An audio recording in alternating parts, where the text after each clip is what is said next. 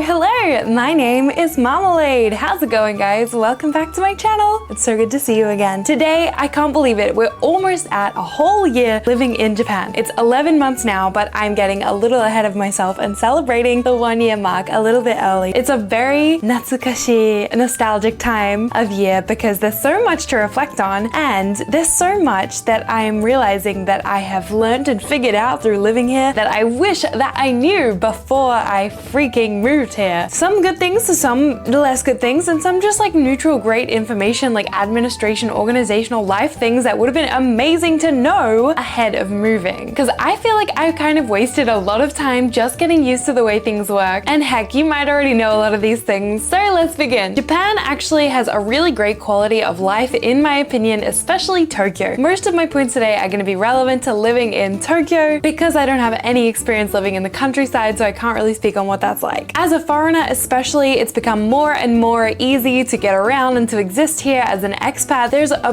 big community of English-speaking expats here, and things are a lot easier to navigate than they were, say, 10 years ago even. It's super easy to get around, the public transport is great, food is relatively cheap, there's so much to do here, there's so much shopping and great restaurants, great cafes, there's really an amazing quality of life here in my opinion. Also, you can like see a doctor very easily, etc.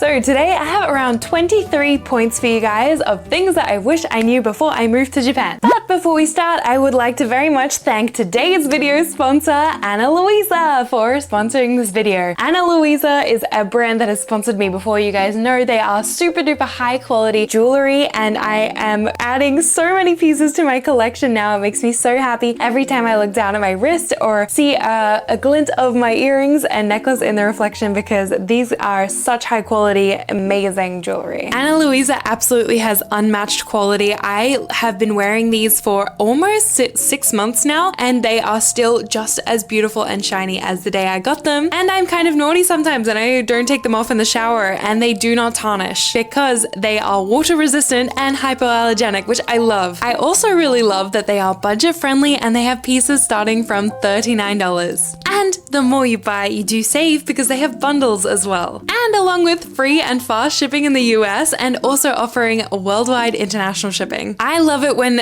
products come with a warranty, and these come with a 2-year warranty, which is pretty good. I just love rocking up to the gym, honestly, and still being able to wear these pieces and not have to worry about them being damaged at all. And I just feel like really nice being able to not take them off and wear them around the gym and go to work and still be wearing them. And 𝐸𝐸 have been kind enough to give me a 20% off code, so please check out the link down below in the description. And hey, it is Valentine's Day very soon, so maybe if you are looking for a little beautiful gift for somebody, I think this is a perfect fit. Seriously, my mindset towards jewelry has changed so much since getting these pieces. I never want to wear cheap jewelry ever again, and I think I'm only ever going to want to wear high quality jewelry from now. All right, thank you so much again for 𝐸𝐸 for sponsoring this video, and let's get back into the Japan things. Number 1, share houses are actually really great for getting your first start in Tokyo to be able to make friends,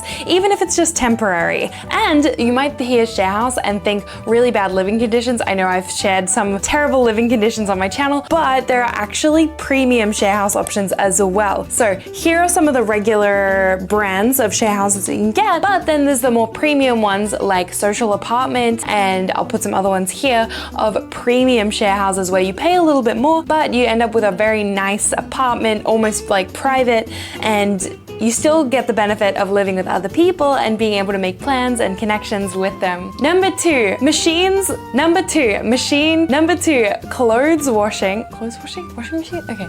Number 2, washing machines usually only have cold water. So your clothes don't really get clean very easily unless you're washing them on the longest possible cycle, using white vinegar, using baking soda, using all the right laundry powder. Clothes don't get clean very easily and you'll want to leave them hanging in the sun. Number 3, Ovens are super rare, so don't expect to be able to make a roast chicken anytime soon. I highly recommend you get some kind of air fryer because you can still bake and fry, because that way you can still bake your favorite goodies, especially more Western food. It's gonna be a lot harder to make without an oven. Number 4, real estate agents don't like two unrelated people living together. I found this out the hard way when me and a friend tried to team up to find a rental to share the rent, which is a normal thing that happens in Western countries. No, in Japan, they prefer that you are either related or married to that person. So it doesn't matter even if you're a couple, if you're not wed yet, the real estate agent might just straight up refuse to work with you because they're like, oh, we don't do that. We don't do that here. And this is kind of a case of like, unfortunately, people in the past have done things wrong, and then Japan has been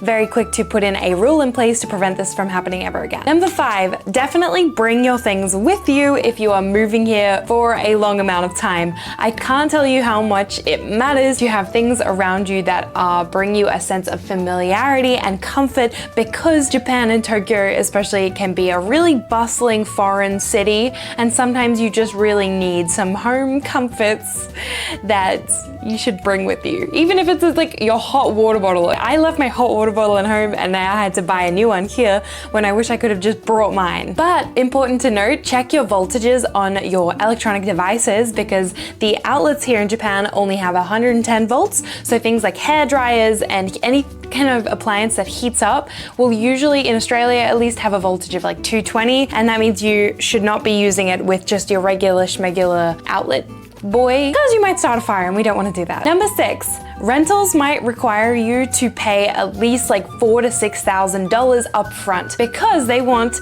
a key money, usually a deposit, a few months worth of rent, just to get you started. So be prepared and make sure you save. Number 7, set up your Suica on your iPhone if you have it. Please, it is so easy to do, and you can do this ahead of time before you even leave the country. All you have to do is go into your wallet app, add a transportation card, click Japan, click the Suica, put some money on it, load it up, and then forever you can just easily load it up from your phone. You do not have to use those little stations, the confusing things, or wait in line ever again. All you have to do is check on your phone what is your balance and then upload. It's so good. Please do it. Number 8, sign up for an eSIM or SIM card ahead of time, ship it to your house, and then please, when you get here, make the switch to Rakuten Mobile. I highly recommend Rakuten Mobile. I'm not influenced by them or like, affiliated at all. But what you can do is, well, obviously related to my next point, is that you should sign up for a Japanese App Store account as soon as you get here, and then please download as many loyalty apps as you can tolerate.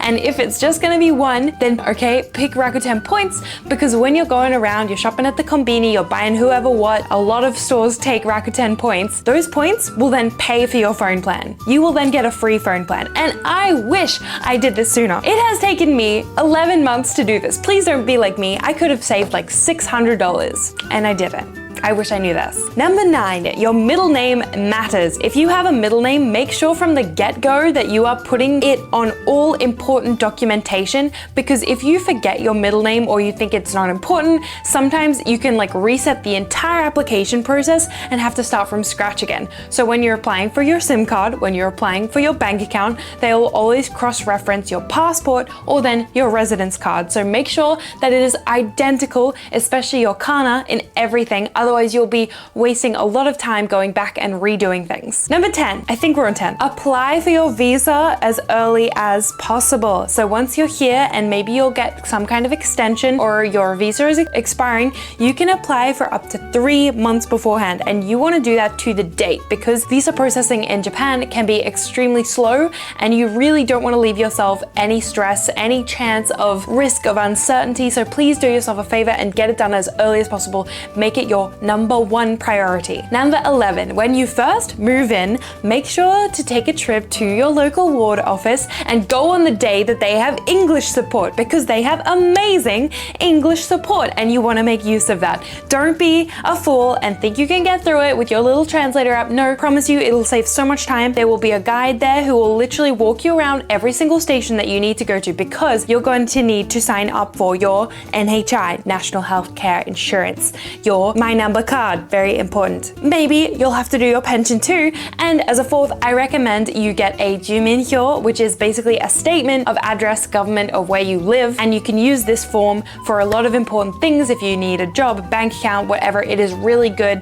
A lot of apps need it now, like things. It's just good to have another form of ID while you're in Japan. And it only costs around 300 yen, so make sure you have some coins with you on that day. 12, make sure when you're signing up for a bank account, you do your research, because some banks require you to have already been in Japan for 6 months. I know that JP Post Bank is one of the best ones. I personally had a whole lot of trouble signing up for it, and to this day I cannot log in to my account no matter what password I enter, it is all wrong. So I went to move to SMBC, and so far it's been pretty good. I am enjoying the experience, but please do your research and make sure you sign up for the bank that is right for you. Again, Rakuten has bank card things, so if you want to link your points and get the best points, then look into that. Be prepared for your friends traveling to Tokyo to hit you up and want to do everything that they're doing on their holiday with you. When you're not on holiday money, you're on living here in Japan money, which means you cannot afford to keep up with their spending habits and what they want to do, and try to limit yourself to only one activity that you join in with. But be prepared, because they are going to treat you like they're you're their tour guide, and it might happen. Just be prepared for it in advance, and maybe know some spots that you can recommend in advance. On that point, expats usually know the best spots because they're trying a lot more restaurants and cafes than locals are. You might think that, okay, a Tokyo local has been living here for many a year, they know the best spots. Wrong. The expats and the tourists spend way more money eating out than locals ever do, and they're going to travel out and explore a bunch of different areas, so they usually know where it's at. Once you have a place, or even when you're deciding where to live, I highly recommend you filter this choice by your daily needs, because different areas in Tokyo have very different functions, I guess, and accommodations. So if you're somebody who goes to the gym and needs a really good gym, I would recommend you filter your apartment or house hunt search via where is the best gym for you. If you need Gold's Gym, if you are fine with an Anytime Fitness, whatever the heck, filter your search by this. And if you're somebody who needs to be near nature, make sure either you pick somewhere near a park, or make sure that you're close to a train station. Once you figure that out, please figure out where your nearest doctor and hairdresser and everything like that you will need on a daily basis, because you are moving here, not just taking a holiday. Obviously, this goes without saying, but please learn as much Japanese as you possibly can before getting here, because it's going to be extremely beneficial. The more you know, you never know what kind of situations you're going to end up in here. So if you're able to just use it like lightning fire, it's a good idea, without being able to having to pull up the translate. I wish I learned more before getting here. But on that point, you can kind of get away with not knowing a lot of Japanese and existing here on the day-to-day. I don't speak fluent Japanese. I've been living here for 11 months and I can make my way around just fine. I'm able to interact with a lot of Japanese people when I need to, even though it's not maybe the perfect grammar or word choices, I'm still making my way. One thing I wish I knew, because I thought that I would just be able to learn Japanese by being here, boy was I wrong. Japanese is not a language that you can just kind of like get here and immerse yourself in and learn. See, I did this with German and I thought that it would be the same with Japanese, but I was absolutely wrong. It is not like that. Try to learn how Japanese people socialize and be prepared for the major lack of spontaneity. This is why a lot of my friends are expats, because they're willing to kind of pick up plans within the next day, same day even, or close calls. Whereas Japanese people, unfortunately, they have to book their schedule so far in advance because they have such little time off.